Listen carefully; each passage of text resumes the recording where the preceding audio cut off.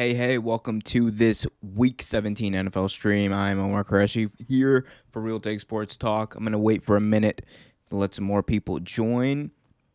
As you're joining, please remember to hit that like button and subscribe as well.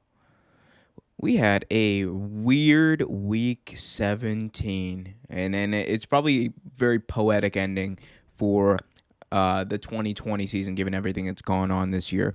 But again, weird week, weird time to be an NFL fan, weird time to be alive in general. But we got through it though. We powered through it, and this is the end result. The Washington football team at 7-9 is finally in the playoffs. We finally have a champion. We finally have an NFC East champion in this division. Many thought we would never get to this point. Many thought that it was impossible for us to get to this point, quite frankly, considering, and I'm not just talking about the NFC East, I'm talking about, even though people might think I am, I'm also talking about just in general where we are in 2020, in this 2020 season. Many thought that we weren't going to get to this point. And it just goes to show you this is what perseverance can do. Again, as you're joining, please remember to hit that like button. Also, subscribe if you haven't already. But also, I'll be happy to take your question. I'm going to be talking about what happened tonight and also what's going to happen next week in Wild Card Weekend, or Super Wild Card Weekend, as they were calling it, and really ramming it down our throats this week. But huge game tonight. I'm going to get into the Eagles and what the hell went on there in a minute, but I think it's first things first. The Washington football team, Alex Smith, Ron Rivera, for everything that they've gone through. Ron Rivera, of course, having cancer this year, going through chemotherapy, as well as what Alex Smith has gone through, almost dying as a result of an NFL injury and breaking his legs, almost having his leg torn off, his leg amputated because of surgery. The dude deserves a lot of credit. Chase Young, obviously, I have him in the corner, or on this side right here, in the corner for a reason. It's because he balled out this season. He's by far going to be Defensive Rookie of the Year. Should be in the category, or in the conversation, for one of the best defensive players in football, in my opinion, for what he's done. But we're gonna talk about him later. First things first. Philadelphia Eagles. All right. So I get it. You are a 4-10 team. You don't really have much to play for. But what I don't get, and what you will never have me understand, is why the hell you're down 20-14. And I have many Giants fans' reaction to this, but you're down 20-14. I get it. You want to see what the kids got. You want to see what Nate Sudfeld's got. But you're telling me that after he threw the interception and after he fumbled the football, you're still going to keep the kid in there, especially when you still have a chance to win the game? That's the thing that's lost on me. You still have a shot to win the game. And it's not just about, the season's over. These guys are out there, they wanted to win. These guys out there, people have been talking all year about how much they suck. People have been talking all year about how much they can't live up to the moment. People have been talking all year how much the Eagles just absolutely suck. And you have an opportunity to leave a lasting memory on this season. Not to mention kick a divisional rival out of the playoffs. The one that you're playing this week in the Washington football team. So instead of doing the right thing, which would be to put Jalen Hurts back in the game, he wasn't playing bad. He was playing actually pretty good, all things considered. You put Jalen Hurts back in the game, and you go out there and you try to win the game. Sudfeld didn't show anything. He didn't show. I'm sorry, and he's probably a good guy and he's probably a good kid, whatever. But he didn't show anything. He didn't show that he could live up to the moment. He didn't show that he could even complete some passes. He looked like me, quite frankly. He looked like me if I was out there throwing passes 2 yards from the line of scrimmage. And that's what Nate Sudfeld looked tonight. It was terrible. And if you're an NFL team, again, you always want to win. So I don't get at all why they did that. Now the Giants, nobody is more pissed right now than every single person in the city of New York. Right now, Giants fans are they are. I'm going to quote my friend here. My friend and also my quite frankly my co-host for Real Take Sports Talk, Johnny G, put out a statement today, and it was quite simple in one sentence: retract the Eagles franchise. Again, Giants fans calling for the retraction of the entire Eagles fan base and the franchise due to their ineptitude today. And a lot of people on the internet were saying that this is akin to them tanking. They tanked purposefully so that instead of getting like I think they were in line to get the 9th pick if they won. Now they're down to the 6th pick, which if you're gonna tank, it makes sense. But it's week 17. It doesn't make sense to me that you would make this move. Also, again, Sudfeld just did not show that he could win. Sudfeld did not show that he could actually lead this team, or he could complete a fucking pass. I only saw him complete passes to the opposing team. I think I saw him complete more passes to the opposing team. I'll fact check that right now. I'm pretty confident in that, but Sudfeld didn't show up. And the sad part is the Eagles' defense for a lot of the game was playing pretty good, much better than they were playing the entire season. Way better than they were playing the entire season. And a lot of that is due to, I believe, Jim Schwartz announcing that he is taking a year off from football next year. And, I think his players want to go out there. Brandon Graham obviously want to go out there and play very good for them. And they did, but their offense let them down. And that's been the story of the Philadelphia Eagles. When one side has it down, the other side is just so bad at their job that it just takes them out of the game. That's been the story of their season. And, there's going to be a lot of talk about, should they trade Carson Wentz? I mean, look, there's going to be a lot of talk. This entire season, the fact that this entire season went wrong was not, yes, he had a bad season. But you're going to be hard-pressed to find quarterbacks that don't have bad seasons every once in a while. I will say this, though. He did not do himself any favors in the way he played. Should he be on the team next year? I think so, but that's up for them to decide. There's a chance he might end up going to Indianapolis if Phillip Rivers decides to hang it up. Even if he doesn't, Indianapolis should take Carson Wentz over Phillip Rivers. I'm sorry. Phillip Rivers, good quarterback. Not the guy you want, though. All right. So, like I said, I'm going to fact check this Nate Sudfeld stat line real quick, and then we'll move on to the more talking about more of the playoffs. Okay. So, he had 2 turnovers. He had 5 completions, 5 for 12, 32 yards. Solid. Much better than I thought he did. But yeah. Okay.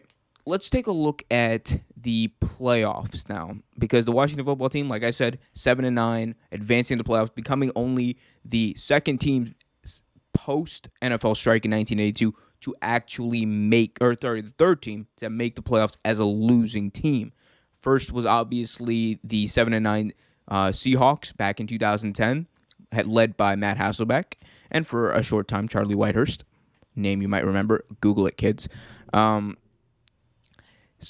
then I believe they won a playoff game. We all remember that Beastquake game. And then after that, the Panthers, who were coached by, ironically, Ron Rivera, went 7-8-1 in 2014 and ended up beating the Cardinals, I believe, in the playoffs. So let's take a look at some of the games. So all this means that the Washington football team who played today are going to be playing the Tampa Bay Buccaneers and Tom Brady next week on Super Wild Card Weekend. So this means that Tampa Bay is going to be going to Washington. Obviously no fans, so there's not going to be too much of an energy, not going to be too much of a home field advantage for them, although you could argue that it is a home field advantage because no people are at the game, so it didn't really make a difference in 2020. I'll let you be the judge of that. Now, Tampa Bay, though, I think is just going to be very hard to stop, especially when you factor in the fact that there's no crowd. It's going to be very difficult for Washington football team to stop them. And we'll see what happens with Mike Evans. Obviously, he had an injury. There's going to be a lot dictated by that. But even then, they still have AB. They still have Godwin. They still have Brate. They still have Gronkowski. They still have Fournette, Jones in the backfield. They've got too many weapons on offense to fail. That defense is stout. I'm taking the Tampa Bay Buccaneers here. Tom Brady having one of his best seasons, ironically. Shout out to Max Kellerman, who said he was going to fall off a cliff like 6 years ago. You were wrong. All right, moving on into the AFC, the 5 seed against the 4 seed. 5 seed Ravens clinched the playoffs today. With a win over the Cincinnati Bengals. So the Ravens are an interesting story. They're a team that just got hot, have won 3, I believe 3 in a row, maybe 4 in a row. I think 4 in a row. They won 4 in a row now, and they are on a roll, ready to enter the playoffs. And this is a very dangerous team. I'm not just saying that because they're my team, although I might be a little biased.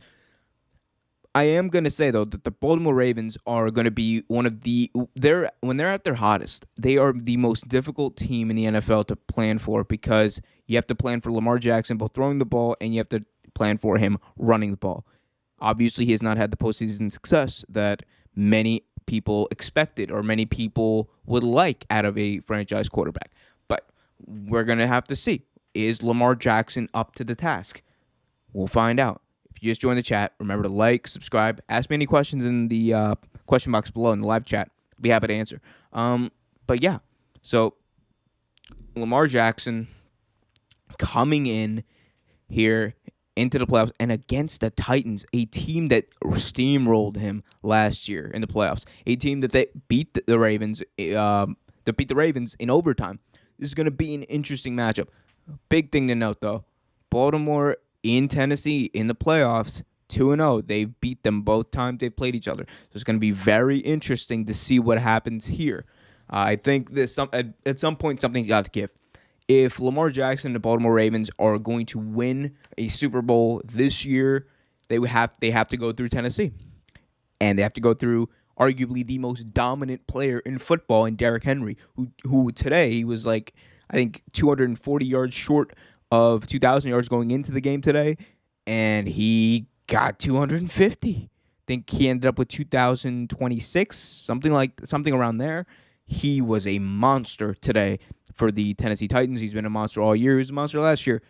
Derrick Henry, King Henry, crown him. Yeah, but this game is going to be very difficult. It's going to be a very close game. I think it's going to be much like the game they had in overtime in I think week 10. But I'm obviously biased. I'm gonna give the slight edge to the Baltimore Ravens. Go Ravens. Hopefully I'm right. All right, next we're gonna look at the Steelers versus the Browns, a rematch of week 17.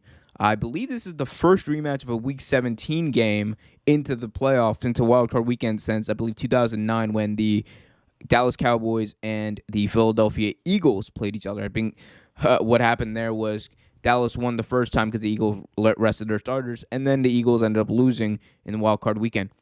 We could see a similar fate here. The Steelers are a team. They were not playing well towards the end of the season. Started off 11-0, went on a huge skid there. Then they went 1-4, kind of snuck into the playoffs, rested their starters week 17.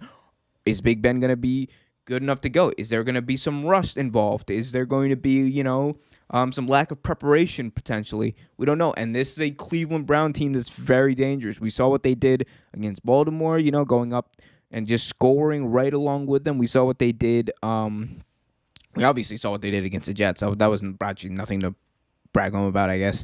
But, this is a dangerous team, too. I think Baker Mayfield, especially with this two-headed monster at running back, that's the most dangerous part of the team I see. Kareem Hunt and Nick Chubb are obviously the two best running back duos in the NFL. I think potentially actually they're better than the D'Angelo Williams and Jonathan Stewart tandem they had in Carolina back in the day. This is these are two number one rushers that I think they both are very close or were very close to 1,000 yards each. So I think that's going to be big. I'm giving the Browns this one in the upset. I honestly think that the Browns can win this game in an upset. Moving on, number 6 seed.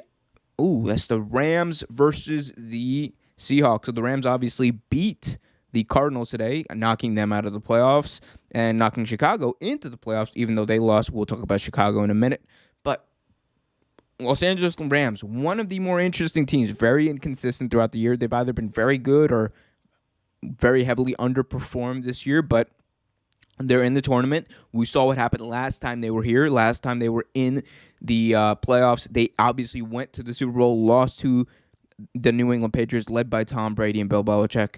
So they're going up against their divisional rival in the Seahawks, who they failed to beat in Week 16, I believe, in a matchup that dictated much of where the division was going to go. And obviously, the Seahawks ended up winning that division. So big playoff game in Seattle. I do see LA. I do see them, though, as a dark horse for potentially making it to the NFC Championship game. Don't sleep on LA, because this is one of those dangerous teams when Goff is doing well. And obviously he missed this week, so we'll see what happens with his injury. But when he's doing well and that running game is on, that is a very dangerous team. It's a very dangerous defense with Aaron Donald and those boys up front. Don't count them out. I'm gonna go with the Seahawks, but the Rams are very close. I could see the Rams pulling this one out, so don't count them out if you have.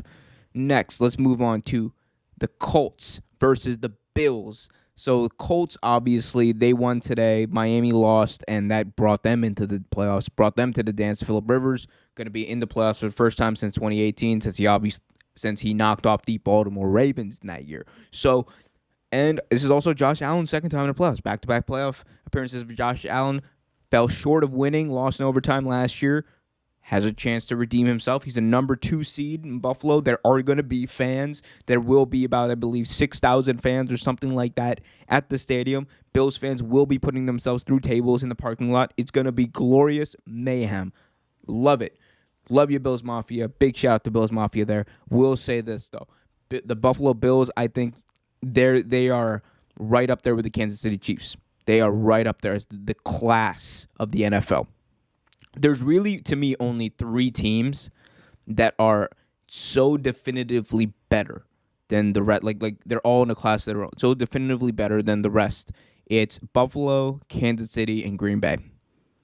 And Buffalo is going to be a team. It's going to be extremely hard for anyone to come and beat them, especially in Buffalo. So I'm going to give it to Buffalo here. Obviously, the Colts have a lot of good pieces. I just don't think they have enough. They haven't really shown that they can dominate these better teams. They obviously lost to Baltimore. They lost to Tennessee. So it's going to be interesting. They blew a lead against Pittsburgh, who was faltering at that point in the season. So, I mean, it could happen, but I don't see it happening. I think Bills Mafia gets a playoff win for the first time in a long time. So, finally, let's go to Chicago and New Orleans. Let's talk about Chicago. Started off the season 5-1. Went on a 5-game skid, ended up, or a 6-game skid, rather. Ended up 5-7. Finished the season 3-2, or 3-1. Sneak into the playoffs. And now they are in position to play the New Orleans Saints, that tough defense, and Drew Brees, who's coming back and is ready to win a chip in what is potentially his last year in the league. I got to tell you, as much as I want to say Chicago has a chance, and they might, and Mitch Trubisky might prove the doubters wrong, I just don't think I can give it to Mitch. I don't think I can give it to Chicago. I think that New Orleans is just a better team. That defense is playing tough. They played tough even when Taysom Hill was in there. I'm going to give it to the New Orleans Saints and Drew Brees. He's going to move on. That's the team that's going to win that game. And just a quick note, there was a lot of talk. Again, I'm just going to reiterate. There's a lot of talk on Twitter recently. And Giants players especially are pretty mad about what happened in Philly. And it's just what we saw there. There's only 2 possibilities of what that was. It was either tanking at the highest degree for 3 draft picks. For 3 slots in the draft, moving down 3 slots in the draft. It was either tanking at the highest degree or his ineptitude at the highest degree. Now, I have a lot of respect for Doug Peterson because the dude is a Super Bowl winning coach. And he's actually a good coach. He just did a very bad job this year and showed tonight that he consistently has done a very bad job. And why? It's just bad decision making and then not being quick enough to go back on bad decisions. because good coaches know when to rein it in. Good coaches know even when they've made a mistake and not to be hard-headed and stubborn about it. We'll see what happens with them. We'll see what happens with the Eagles. They've got a lot. Again, this is a bad football team. Terrible football team. No offensive line. They've used more offensive line combinations this year than they have games.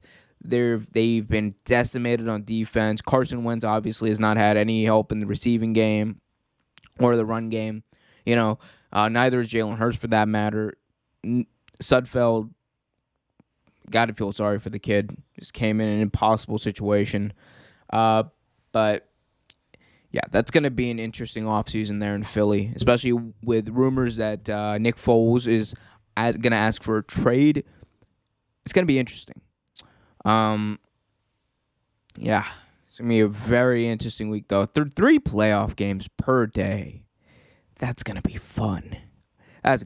Saturday night football, Sunday night football. It is going to be a great week next week, guys. And Real Take Sports Talk will be there to break it down for you in a preview. Preview is going to start on Saturday at 11. So be sure to check that out. We will be there. We will be live. We will be taking your questions. So send us your questions. Also, feel free to send those in the chat on the day of.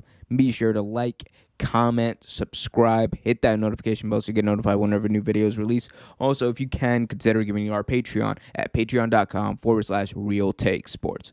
I'm Omar Qureshi. Until next time, I'll see you later.